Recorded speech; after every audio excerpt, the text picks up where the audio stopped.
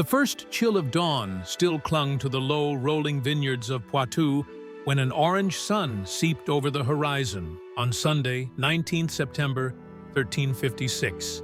Mist rose in thin, fragile ribbons from the river Claine, drifting across fields where shattered hedgerows and trampled grapevines bore silent witness to days of plunder.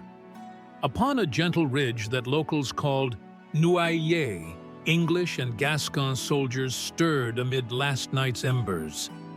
Chain links rasped, bow staves creaked, and nervous laughter tried to mask the knowledge that every man on that rise was cornered. At their center paced a slender figure in blackened mail, Edward of Woodstock, the 26-year-old Prince of Wales, known already across Christendom as the Black Prince. He moved with the taut calm of a hunter who has become the hunted. All season, his fast-riding chevauchée had scarred France from the Garonne to the Loire, burning market towns, snatching ransoms, mocking defenses. Now, the greatest host France had raised in a century blocked his road home. Thousands of French lances glittered in the lifting fog, and somewhere within that sea of steel rode a king sworn to crush the prince or perish trying. It was an hour for wagers of kingdoms.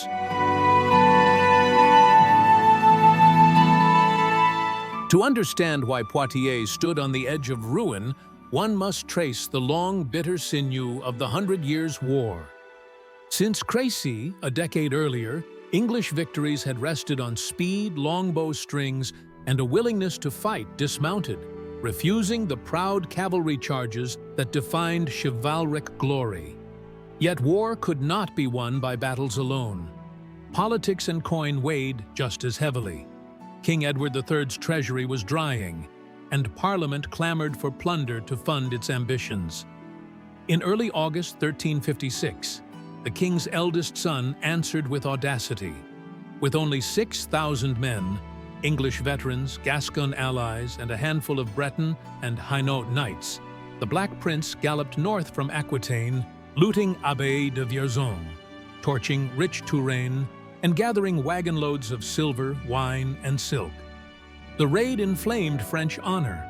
Rumor reached Paris that Edward's banner of dancing ostrich feathers now flew within striking distance of the Loire, and the Queen herself begged her husband to avenge the devastation. At last, King John II, bold, high-spirited, and eager to eclipse the shame of his predecessor's defeat at Crécy, summoned France's chivalry to arms.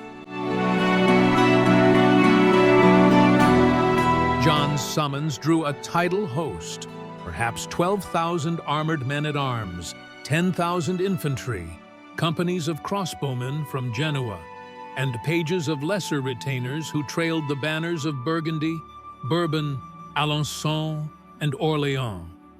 Nobles poured coin into gilded trappings and stallions larger than any in England. The king's own armorers hammered fresh plates for a royal guard of household knights. Even the young Dauphin Charles took the field, eager for renown. By mid-September, the Oriflamme, the sacred scarlet banner of Saint Denis, was unfurled above the army, signaling a holy war from which no quarter would be granted. Onward they pressed, daily tightening the noose about the Black Prince's pillaging column. Edward tested bridges south toward Bordeaux, only to find each burned by French scouts. His foragers skirmished near Romorantin, where a stone keep cost him precious hours. French outriders harassed his rear, and the clatter of thousands of hooves echoed over the horizon like approaching thunder. At length, the prince wheeled southwest, desperate to slip across the Vienne, but French vanguards blocked every ford. Near Poitiers, he halted, reading the land as a falconer reads thermals. If escape was denied, he would choose ground where outnumbered men could knife into history. That ground was a shallow, V-shaped bowl, hemmed by thickets, marsh, and the tangled hedge lines of abandoned vineyards. A sunken lane, little more than a cart track gouged by centuries of wagons, cut through the English center and fell away toward the French camp. On each flank, scrubby woods funneled attackers into a narrow killing field. To front-load their edge and missile power, Edward positioned nearly 3,000 longbowmen along these margins. Most kneeled behind palisades of sharpened stakes. Between them crouched dismounted knights and men-at-arms with visors raised, axes slung, and polehammers braced in the churned mud. Only a small troop of mounted Gascon lances under the Captal de Bouc, Jean de Grailly, remained on horseback, hidden behind a low rise to the right. It was a defense meant less to hold than to maim, break, and then explode outward in a counterstroke. That night, as campfires popped beneath a harvest moon, Edward spoke to his captains of faith and fate. "We are but a handful," he admitted, "yet God has shown favor ere now to those who stand steadfast." Around him, men murmured prayers in accents from Derbyshire to Navarre. Far below, French tents glowed like a city of embers, and minstrels played bold songs of tomorrow's triumph. Dawn, however, brought words of parley. Cardinal Talleyrand Périgord, anxious to spare France another field of corpses, rode between lines with papal authority fluttering from his saddle. Edward offered surrender of loot and prisoners, an immense ransom, if allowed to pass unmolested to Bordeaux. John rejected the terms. He believed sheer weight of numbers and perhaps divine love for a rightful monarch guaranteed victory. 3 times the cardinal returned, coaxing compromise. 3 times the king refused. The final truce expired at mid-morning, and banners moved like slow clouds across the French front. John organized his strength into 4 battles, or divisions. The first, led by Marshals Clermont and Audrehem, comprised nearly 4,000 mounted knights, resplendent, restless, certain their charge would shatter any line. Behind them marched the Dauphin's division of dismounted nobles, then followed the Duke of Orléans, and last, the king himself with 18-year-old Philip, Lord of Valois, at his side. Drums rolled, trumpets brayed. The oriflamme pitched forward. History tightened its grip. Marshal Audrehem could not wait for formal order. With a raw shout, he spurred his destrier and hurtled up the gentle slope, hundreds of flowered surcoats billowing behind. Immediately, their perfect wedge foundered on hidden hazards, ditches, vine stumps, and loose earth whipped to powder. Longbow strings thrummed like wasp wings, arrows hissed down, piercing mail joints, blinding horses, and punching through armpits where plates gapped. Animals screamed, rolled, flung riders into the trampled grapes. Yet the surviving corps crashed against English stakes. Swords rang, halberds hooked reins, yanking knights to mud, where knives sought the soft leather beneath bever and cuisse. 200 yards below, King John watched, knuckles bleaching on his pommel, as the flower of French knighthood bled into the soil before fully reaching its foe. The Dauphin's division advanced next, but already the slope was clogged with riderless horses and fallen banners. They were forced to pick their way through a grisly maze under continuous arrow shafts that darted from either wood line. Some French archers and crossbowmen attempted to deploy, but panic in the vanguard spread backward. Rumor claimed the English had reserves poised to envelop both flanks. Confusion slowed their ascent to a crawl. Prince Edward now loosed his second gambit. He ordered 2 companies of longbowmen to wheel left and pour a plunging fire into the Dauphin's flank, while his center surged downhill 10 paces, roaring, "Guyenne!" The English advance was not a grand charge, but a measured bite, enough to stab, fall back, and stab again, each time dragging French formations farther into the choking lane. Shields splintered, the air reeked of sap, sweat, and the metallic tang of bloodied mail. Seeing disaster unfold, the Duke of Orléans broke discipline. He tried to swing wide through marshy ground to turn the English right, but his household foundered in reeds chest deep to their horses. Arrows thudded into helpless targets, and men sank beneath struggling mounts. Meanwhile, hidden upon the opposite rise, the Captal de Buch awaited a banner signal. When it came, a burst of princes' pennons flaring above the hedge, Jean de Grailly barked to his Gascons in their coarse Occitan, "Arrah! Over the ridge! Cut their throat!" 70 lances erupted into clear view, pennons snapping. They galloped sideways, disappearing behind a copse, then burst into the rear of the Dauphin's already staggered line. Panic mushroomed. What began as orderly tiers collapsed into fracturing pockets, where French nobles fought back to back, screaming for standards lost in the dust. Yet King John did not flinch. Raising his helm's visor for breath, he led his own division, nearly 2,000 household knights, armored head to heel in Milanese plate, up the blood-slick incline. Around him fluttered blue banners sewn with golden fleurs de lis, each guarded by ranks of Picard men at arms. At the crest, he found a narrow gap between hawthorn hedges where English archers had exhausted most shafts. With war hammer in gauntleted fist, the king thundered forward, Philip close behind, their retinue bristling like an iron phalanx. They slammed into the prince's personal guard. Shields burst, blades snapped. Noise became a furnace roar. Twice the French king's mace crashed onto Edward's bassinet, but the prince ducked, countered, and drove back with a hooked poleaxe that stove in 2 helmets in one sweep.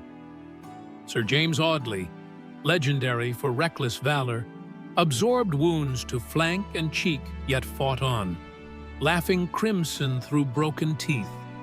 All chivalry's fierce splendor burned in that press of bodies beneath a gray September sky.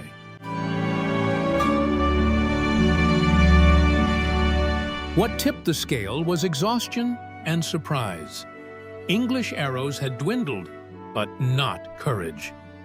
The longbowmen, their quivers empty, drew daggers and mallets and rushed from the hedges like feral hunters. They fell upon French flanks, stabbing at hamstrings and visor slits. At the same instant, the Captal de Buch's horsemen, having cut through the Dauphin's baggage train, wheeled back onto the field behind King John's standard, trumpets shrieking. Surrounded and penned against their own dead, the French king's circle shrank to a knot. One by one, household knights dropped under clubbing strokes. Philip of Valois cried that their banner must not fall. The king answered, "Let us yield to one of gentle birth." Denis de Morbec, a knight of Artois in English pay, pushed forward. "Sire," he shouted in French, "I am a knight of gentle blood. I bid you to yield." John handed him his steel gauntlet, the ancient token of surrender. Father and son were led to the prince.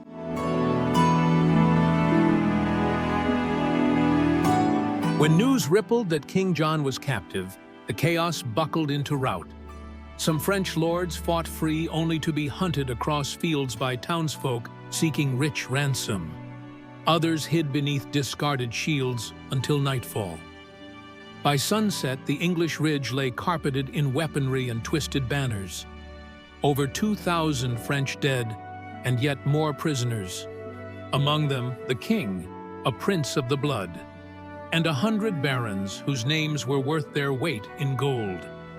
Edward, bloody but unbowed, treated his illustrious captive with a courtesy that stunned observers. He set a white linen cloth upon a makeshift table, served the king with his own hands, and apologized for the smallness of his feast. John, in turn, praised the valor that had undone him. Chroniclers would later remark that never had defeat worn such an elegant face.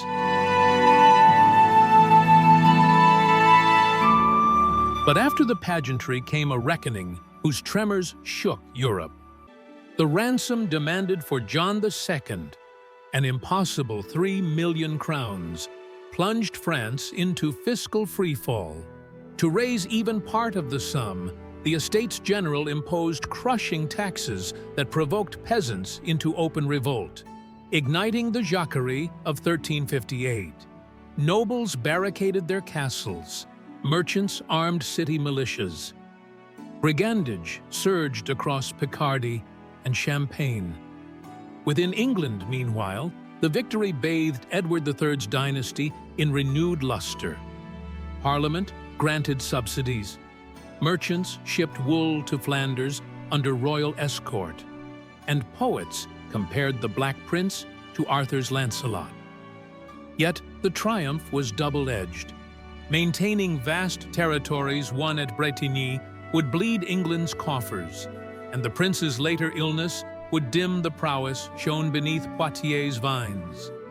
Still, for one incandescent hour outside a walled French city, audacity married discipline, and a king was led from battle by the hand, like a knight in a tourney.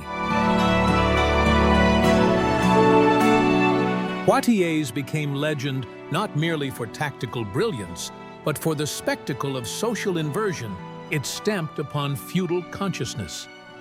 Here, the capricious god of war allowed a prince, whose army numbered less than half his enemies, to seize the living embodiment of France's divine right.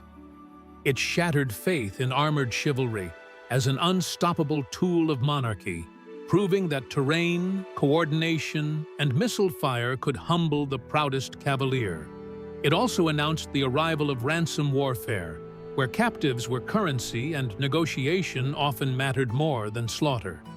The Black Prince's measured clemency contrasted sharply with the iron-fisted retributions that had followed earlier sieges, engraving his reputation for magnanimity upon generations of storytellers.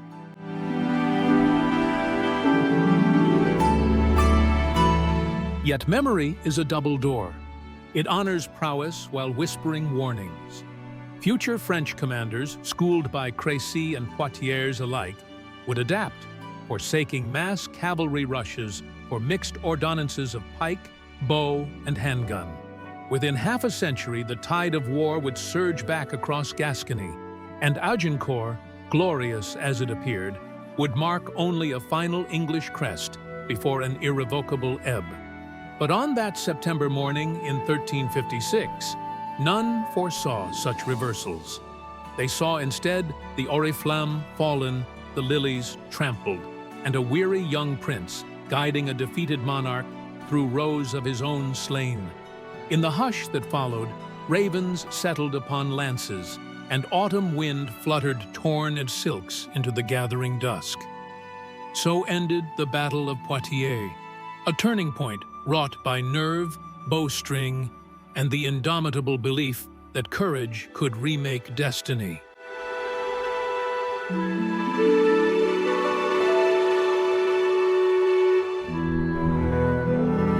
Beneath modern vines and quiet farm lanes, the ghosts still whisper how a prince captured a king, how hedgerows and arrow flurries rewrote the balance of power, how the clatter of hooves upon a narrow lane echoed far beyond the vineyards of Poitou. Travelers who pause on the ridge today may hear only the chirr of cicadas and the rustle of leaves. Yet, if they close their eyes, they might sense the distant thunder of armored destriers and glimpse two royal figures, one triumphant, one resigned, walking side by side into the long, unblinking gaze of history.